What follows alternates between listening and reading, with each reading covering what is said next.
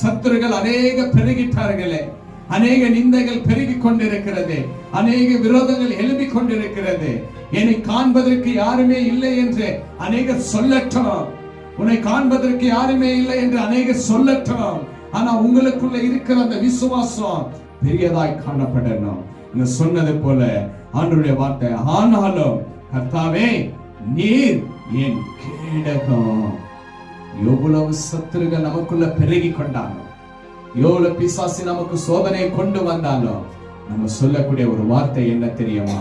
அப்பா, எல்லா உபத்திரங்கள் மத்தியிலும், எல்லா போராட்டங்கள் மத்தியிலும் எனக்கு கேடகமா நீங்க இருக்கிறீங்க இயேசுவே. நீங்க என் கேடகம் அப்பா, என் தலையை உயர்த்துவீங்க நீங்க என்று சொல்லி நம் தேவனாகிய கர்த்தர் மேல, இயேசு கிறிஸ்து மேல விசுவாசிக்கணும். என்ன பண்ணணுங்க? விசுவாசிக்கணும். விசுவாசிக்கிறவன் பிழைப்பான், விசுவாசிக்கிறவன் பதறான், விசுவாசிக்கிறவன் வாழ முடியும், விசுவாசிக்கிறவன் ஜெயத்தை காண முடியும். அதுதான் தேவன் நமக்கு விசுவாசத்தை கற்றுக் கொடுத்திருக்கிறார். நம் முன்னோர்கள் விசுவாசத்துல வாழ்ந்தார்கள்.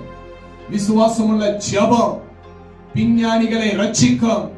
விசுவாசமுள்ள ஜெபம் உன் வாழ்க்கையை மாற்றும். விசுவாசமுள்ள ஜெபம் உன் பயத்தை போக்கும். விசுவாசமுள்ள ஜெபம் உன் சூழ்நிலைகள் எல்லாவற்றையும் மாற்றி கொடுக்கும். விசுவாசமுள்ள ஜெபம் உன் சத்துருகளை மிதித்து போட தேவன் வல்லவராய் இருப்பார். ஹல்லேலூயா. கரங்களை தட்டி ஆண்டவரை மகிமை